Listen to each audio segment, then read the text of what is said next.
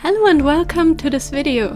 This is kind of a part 2 of the art haul I had last time, and these are the leftover things I bought. So we still have the glow-in-the-dark sand art, the diamond painting stickers, and of course the polymer clay left to test out. So let's have a look inside the sand art. And yeah, I thought the molds were a bit more round shape, but apparently they're flat, which I'm not too mad about, but it definitely looks a bit different on the packaging than it looks from what we get. But we get this cool little planet jar thing and this cool rocket jar thing. They're obviously made out of plastic, but you know, that all works out, so if children do this project, they won't hurt themselves by breaking something. And then we also get these glow-in-the-dark sands. Spoiler alert, they don't really glow in the dark. Sometimes one of them does, but it's really dependent on the pigment they put in there. They just don't disperse well in the sand, and yeah, it just doesn't really work. I tried charging them with UV light, and there was practically no glow in the dark at all. But anyways, here are the forms we got, and yeah, I think they look pretty cute, but also the right one, the planet one, is a bit yellowed. I don't know if you can see it on camera that well, but yeah, pretty sad that the plastic is yellowed. I just hope that whatever we put inside as a project will like not be too obstructed by that. But anyways, we also get these like screw-on caps that have like these little hangers, which I think it's neat, so you can like display them in your room.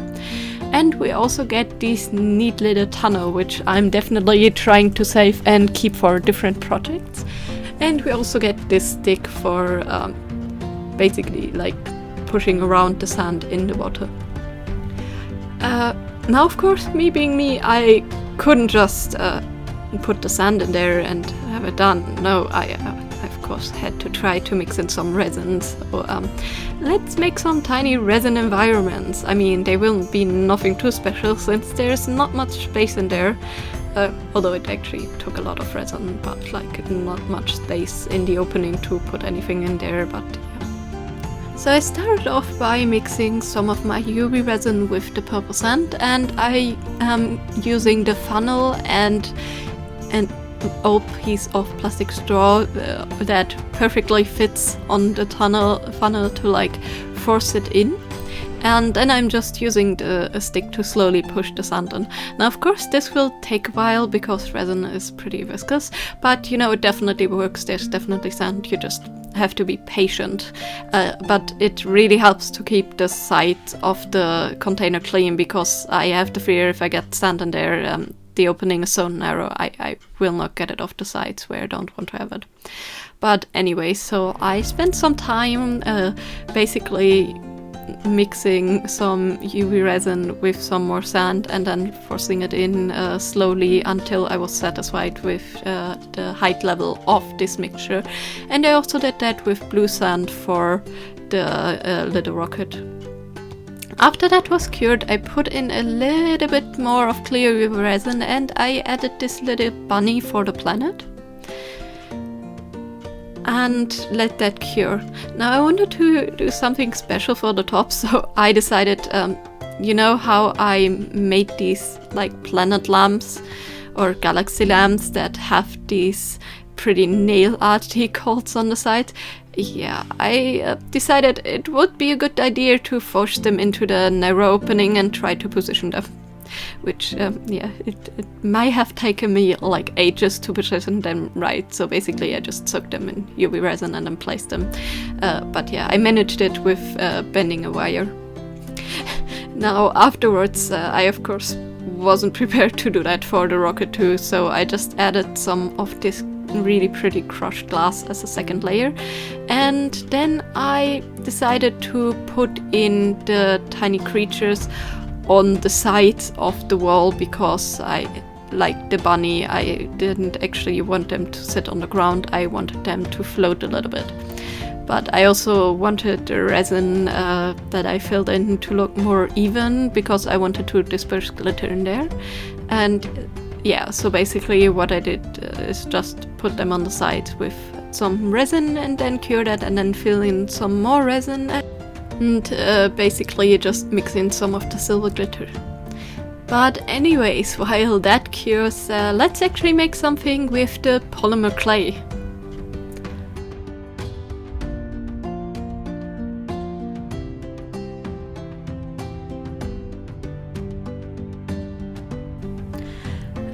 Now before I completely take it out, I just wanted to look on the back if the instructions are there and look at the examples, and I have to say they look pretty cute. I'm just not sure if they were made with the same clay that we get inside this box. But yeah, the instructions basically say to put it in the oven at 120 to 130 degrees Celsius, which is really low. So it's good that I looked, because normally like Fimo takes 175 degrees Celsius. So yeah, this definitely bakes at a lower temperature, which is kind of nice, because yeah, you don't need as much energy, but yeah, it definitely means that you cannot bake them at the same time with like other clays, and cannot really mix them. Also, although they were like in a plastic, they definitely were really stiff. So yeah, I had to condition the clay first, because else it was just unusable. But yeah, it basically felt like really old polymer clay. But yeah, as we know, as long as it doesn't have too much heat, it's still workable. And yeah, it definitely was. It has a bit more of a rubbery feeling than Fimo or Sculpey has, but it still worked out well, and the pieces stuck together pretty well, and they actually were really easily to blend. I just used the toothpick because the creatures I was making were so tiny that yeah, there was nothing else that I could have used, but it worked really well. Also, the creatures I decided to go with actually are axolotl. I actually have been making lots of art with axolotl lately, so I decided, you know, why not make them into like tiny earrings for the triad. So I basically made the bodies and the head first, and then I made the arms and blend them in, and then I also added some really tiny legs, and of course the like side antenna and the like back fin thing they have. And I also added eyes later. Working with the details with the clay was pretty easy. It wasn't too soft, but it also wasn't too stiff to like not be able to get any details. But yeah, it definitely it felt a little strange with the rubber texture, and I'm not too sure how well it would like take indent textures. I'm sure it will take them, but not too sure how much they will spring back. But yeah, as I said, blending went pretty well, and this clay wasn't too expensive at all. Like, I think I paid as much for this clay as I would pay for like one full-size block of Fimo. So yeah, definitely worth it for a cheap option, as long as it will bake well. So yeah, basically I've been really enjoying drawing and crafting axolotl themed stuff lately, so I guess I will continue that for a while, because I just love axolotl, and yeah, I think they're adorable. And I may have been playing a lot of Minecraft lately, and may have been making a lot of aquarium-based builds with axolotls lately in my world. But yeah, basically what I'm doing is making these tiny axolotl curled up a little bit, and I plan to make them into tiny little earrings if they turn out well. The other nice thing about this clay that I found is that it actually holds tiny details pretty well. I don't know on what large of a scale it will hold them, but when I curled the tails and added the fin things, they held up pretty well, and they didn't deform when I laid them down, which yeah, on this scale is pretty good. As I said, I didn't test it on a larger scale, but it definitely, from the stiffness that the clay has, I think will hold pretty well on even a larger scale. So if you want to make unsupported things with this, you can go pretty large, I guess, with this without using any support wires. As I said, I'm not sure how large you can get with this, and it's always good if you have like a thinner structure to use them, because I think this clay will be like the other polymer clays and just break if you don't use them for thinner things. But yeah. Anyways, the like little side antenna thingies were small enough that I was confident that they wouldn't break, so I didn't put any wires in them. And instead of the oven, I'm using my heat gun. Now, normally when I use polymer clay in this heat gun, I have it set pretty high. For this I actually toned it down quite a lot, and yeah, it still bubbled up sadly, but you know, it wasn't too bad and it wasn't burned, so yeah, I caught it early enough, so I guess this is just texture.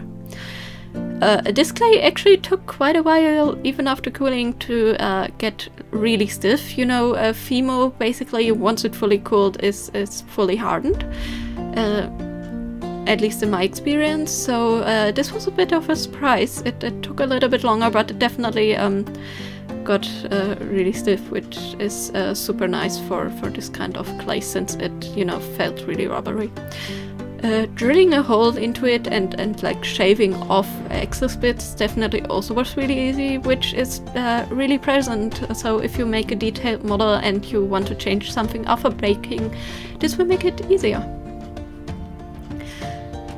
So yeah, I just added some ear hooks and some eye pins inside of these, and then I gave them a little coating of clear gloss varnish. This will just make them look really clean. Now, the verdict of all of the projects I made. First of all, we have these sand art things. They are a pretty nice quick project, and if you would use them for sand art, definitely would be a really quick project for your children. It's just like maybe a 10-minute occupation of filling in the sand, depending on how detailed they want to get. And the opening isn't too large, but yeah, with the funnel it's pretty easy. For resin, yeah, definitely not ideal. Definitely it took some patience because of the tiny opening to fill it completely up, but I'm happy with my projects. Now something really interesting happened, and I think my resin is about to expire. You can't see it here, and I actually forgot to put it on video, but when I first was curing these, both of the clear parts in both containers turned really yellow, kind of like when the resin overheats, which it definitely didn't, because the plastic was like taking a lot of the UV rays away, and it was really hard to cure them. It took like almost 3 hours to completely cure them. Yeah, it really went yellow, and it only went away like 24 hours after. I was thinking I had to throw them away, but the next day they were clear again. I mean, as clear as the Planet one can get, because the yellowing you see is actually not from the resin, but from the plastic. Now you can kind of see it in comparison how yellow it actually was. But I still think it turned out really cute, and the good thing is that you can hang them up, which is really nice. Now for the polymer clay, definitely worth it if you want to have a really cheap option. You may need some strength to condition all of them, because all of them are just dried out, because there's just a simple plastic wrapping around them. But the clay definitely works out well, and it doesn't use high temperatures.